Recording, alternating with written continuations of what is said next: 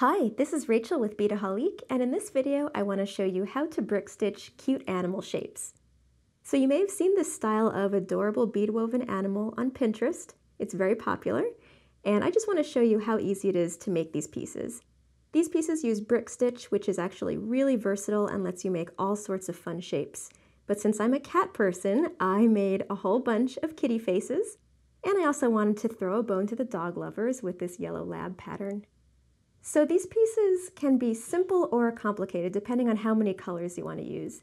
So for this black kitty, I just used 3 colors of Miyuki Delicas, and it was just a simple face, just black for the fur and pink for the ears and nose and mouth, and a nice fluorescent yellow for the eyes. But you can also get more complex with these pieces and build up a nice texture that almost makes your pattern look more lifelike in 3D.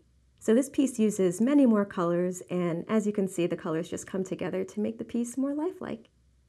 So there are lots of options for personalizing these patterns, and you can actually make them look just like your pet. So that is one bonus of this pattern, is you can switch out the colors for the fur and the eyes and really just do a portrait of your pet. And all of these patterns are available for free at beadaholique.com, so you can find them and start personalizing. So in this video, I'm going to show you how to make a simple white kitty. And for this project, you're going to need some Miyuki Delicas in size 11-0, and I'm using white and a nice pretty pink for the ears and mouth and nose, and a nice turquoise for the eyes. You will also need some FireLine. I'm using crystal FireLine in the 4-pound weight. And to make this a necklace, you're going to need a finished chain necklace. I'll show you what to do with this when the time comes. And you'll need a couple of jump rings. And I'm using some very fine gauge jump rings. These are 22 gauge, and that's important because these are going to go through your size 11-0 Delicas. Now for tools, you're going to need a size 12 beading needle, some thread snips. You're going to need 2 pairs of pliers. I'm using 2 pairs of flat nose, but you can use flat and round. And you'll need some flush cutters. And here I have my pattern printed out for my white kitty face, and I'll be following this pattern as I bead. So let's begin. I've gone ahead and cut about 4 feet of my FireLine and threaded my needle, and I'm going to begin by making a base row of ladder stitch. So if you're familiar with brick stitch, you begin with a row of ladder stitch, and I'm actually going to be working from one side of the kitty's face to the other. So I'll be following the pattern like this, and this will be my base row, and I'll be building the piece up. Because you want the orientation of the beads to be with the hole facing up and down to begin your ladder stitch.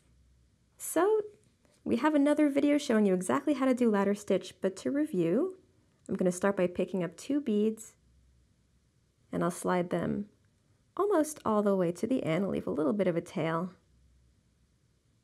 So I'm going to kind of bend my thread so that the beads are sitting next to each other. And I'm going to sew back up through that first bead.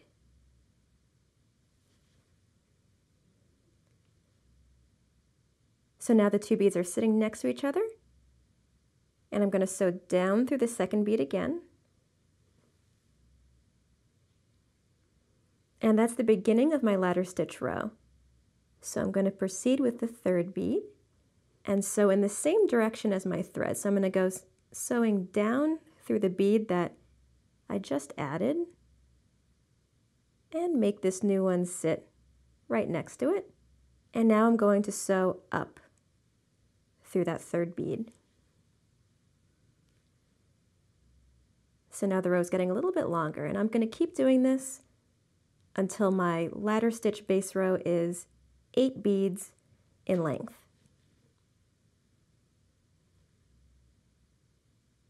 Alright, so now my ladder stitch base row is done. I have my 8 beads in a row, and following the 2nd row of my pattern, I'm going to begin the next row on a decrease, and I'm going to start adding a couple of little pink beads for the ear. So I'm going to pick up a white bead and a pink bead. And again, we have another video showing you exactly how to do brick stitch increases and decreases, but to review, I picked up my 2 beads to start the row, And I'm going to sew under, not the first, but the second thread bridge. So I'm just slipping my needle under that bridge between the second and third bead in the base row. And I'll pull my thread through. And now I'm going to sew back up through the second bead, which happens to be that pink bead.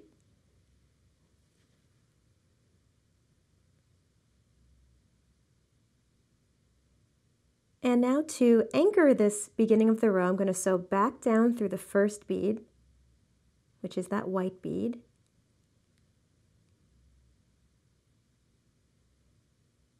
And again up through the pink bead. And doing this will just make those beads snap into place. Very satisfying. All right, so that's the beginning of my row on a decrease. So now following the pattern, I have another pink bead to keep going on the ear. So I'm just going to pick up that one bead and sew under the next thread bridge and back up through the bead.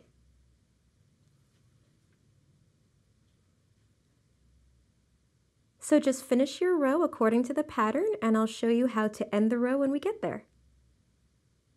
All right, so I just reached the end of my second row. I have one more bead to go, and since I'm ending this row on an increase, it's a slightly different technique than what we've been doing, going under the thread bridges. So I'm going to pick up my last white bead in this row, and since there isn't any more thread bridges to go under, I'm going to sew down into the last bead in the base row. And this is really the only time you sew into a bead when you're doing brick stitch. All right, so now I'm coming out of the last bead in the base row. So I'm going to sew up through the second to last bead and up through the third to last bead in the second row. So if you can follow my needle path here, second bead in on the bottom, third bead in on the top. And this is just some handy maneuvering so that I can exit with my thread coming out that last bead by the end. All right, so now I'm coming out the third to last bead, going to sew down into the second to last bead, and up again through the very last bead. And that's how to end your row on an increase. So now I'm going to proceed with the third row of the piece.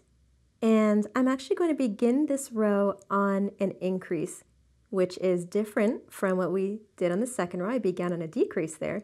I'll just show you how to begin on an increase. So in the third row, it looks like I have 2 white beads to start.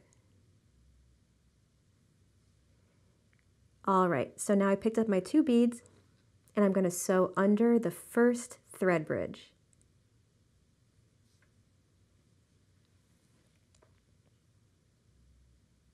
And I'm going to sew up again through that second bead.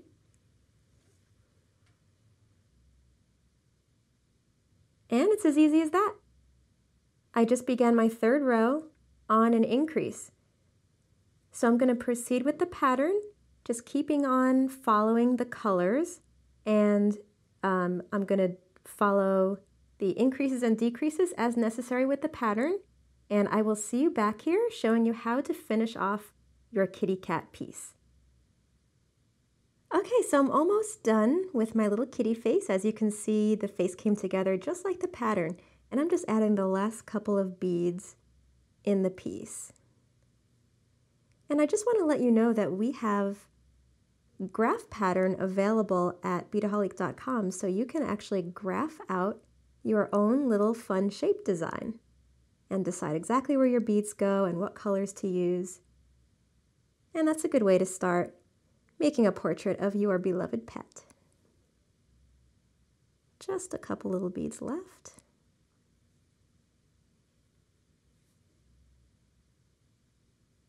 And I'm going to end my last row on an increase.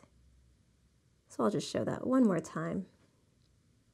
Pick up my last bead and sew down into the previous bead. up through the second to last in the row below and out through the third to last in the top row. And then down and back up.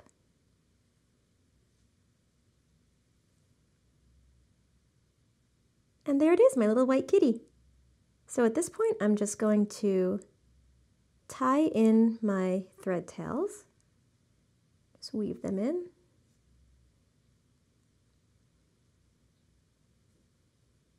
I like to go down just a couple of rows and make a little loop. So down through one bead, up through the adjacent bead, and then back down through the original bead. It's a nice secure way to end your thread. And I'll go in through one more bead.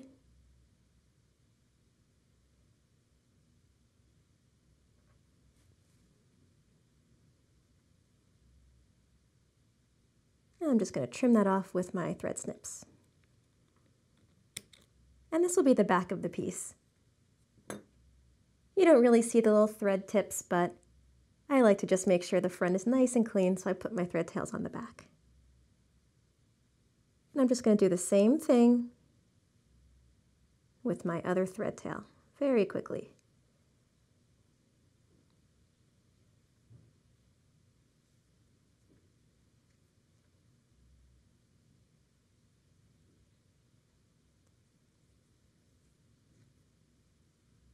And there really is no wrong way to weave in your thread tails. You can just make as many passes as you like to feel secure, and then cut it off wherever you're happy.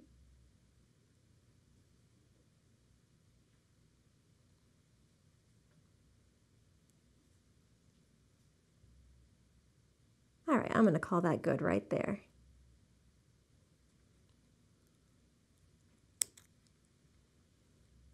Alright, so there's my little bead woven kitty cat face. And I'm going to make this cat into a necklace. So I'll show you how to do that. I have here a finished chain necklace. And this piece is really easy because it has the clasp already attached.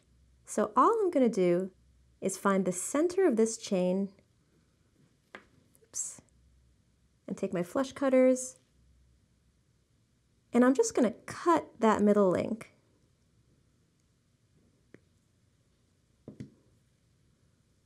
And that opens up this finished chain for me to add the kitty charm in the middle. So I'm going to do that by taking a jump ring, and I'll take my pliers.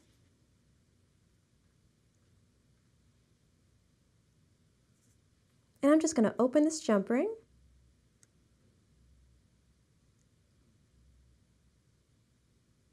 And slide it through the Delica on the very tip of the cat's ear. And this is why it's important to use, I would say, a 22 gauge jump ring, because anything thicker you're going to have trouble fitting it through your Delica. But this one fits very nicely. So now I'll take one side of my finished chain necklace and slide that jump ring through the last link. And I'll close up my jump ring. And now I'm going to do the same thing on the other side. So I'll take another jump ring.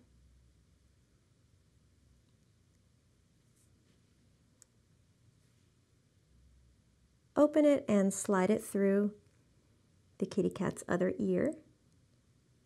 It's almost like he has pierced ears. And now I will take the open link on the other side of my necklace and slip that onto the jump ring and close it up.